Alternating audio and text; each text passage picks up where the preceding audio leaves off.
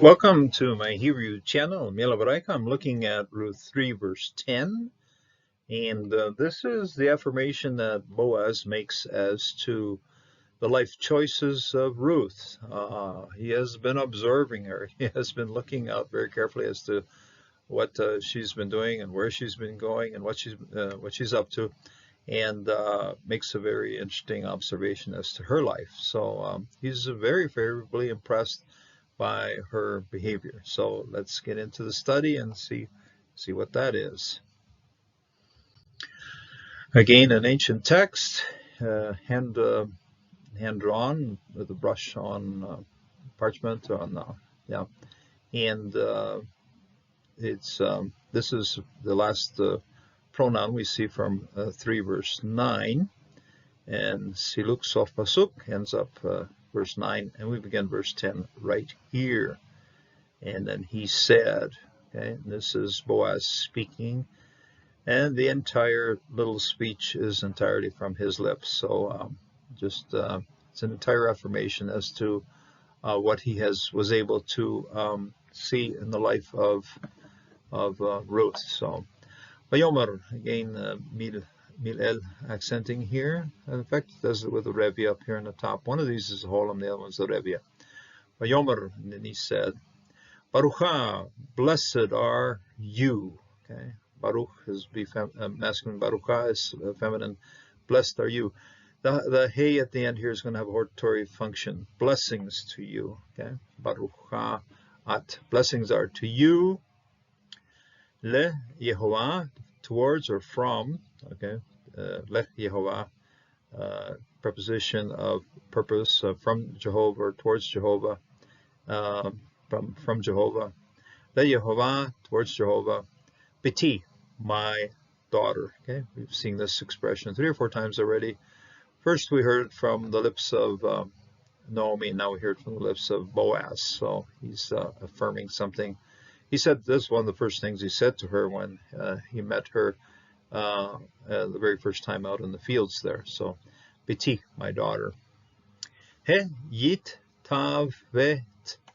He yit tavet. Causative, okay. Hifil, causative. Cause, who has, and then so who has caused chesed, hesdecha, to bless, or your mercy, who has caused your mercy, okay, who has, now it's a causative of yatav, who has caused good, okay, for you, okay, good for you, who has caused good for you, for your mercy, okay, and who has made it very well. Now this is the whole root of the base here. Yod tet bet is to make something good. The hey on the front with a sedik is going to make it a causative there. Cause is good, and then to you. Cause is good to you. Hezdeha, your mercy. Okay, so Jehovah is the one who's making this thing happen here, but he has caused goodness to you for your mercy. Ha-acharim, that is the, acharon. Okay, sorry, acharim, it's very easy to pop it into the plural because as Elohim acharim, but this is acharon. This is a comparison of acharon Rishon. Acharon is the last part of what's happening, okay? The last, your last actions, the things that have happened very recently are what is acharon. Both of these here, acharon and Rishon, end up with on, and that has an emphatic punch to it. Then this is like an emphatic nun at the end here, and you'll see that in terms like hamar chadon and other terms where no on gives it emphasis. So this one is at the last, or the end one, or the very last one, compared to min. Okay, min harishon, compared to the first time out. Okay, so he's been looking at it. We would probably say first to last, but he says from last to the first. So what's been the most recent here, acharon, compared to harishon, compared to what's at the start. what he's saying here, what Boaz is saying here to Ruth is, you're very consistent. You had tremendously good behavior. You brought out the good things of your mercy at the end, and also compared to the beginning. Okay, your beginnings were good, your endings are good, and generally that's a very good principle by which all things will function quite well. When you begin well, you'll end well, and your behavior at the start should also concord, or should also agree with what happens at the end. The end is mentioned first, okay? Haron, the last part of your actions, of your mercy, compared to the first part of your hesdeha, your mercy. And a nice little atna right here to close off this half of the verse. And from then we just jump directly into labilti. You have not, okay? Little makef here. Actually, no accenting at all on this particular word right here. Labilti, you have not. Laket, you have not walked.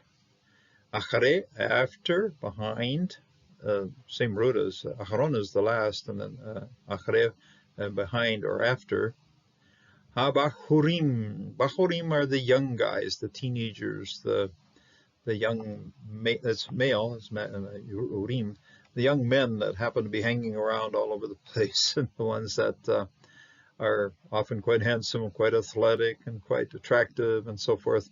And so Boaz is saying, well, you haven't gone after those guys. Okay. Very good observation. Ruth was very much a person of great discretion. I'm pretty sure Naomi had a lot to say to her about that. Keep a very discreet life. Don't go out chasing the boys, if you want to say it very grossly. But anyway, compared to after the other boys, the young guys, im, whether that. Now this is a comparative here. Im, whether, or if. Im would be if, but whether.